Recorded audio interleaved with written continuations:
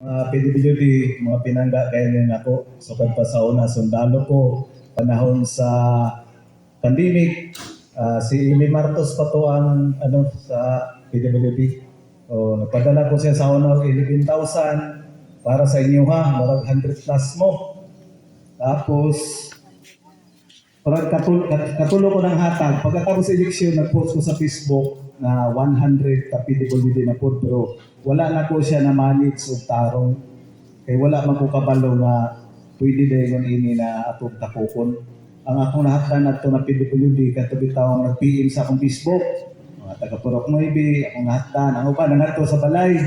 Pero di yun nato mapungan, ang uban mga ito bisag dili membro sa PWD.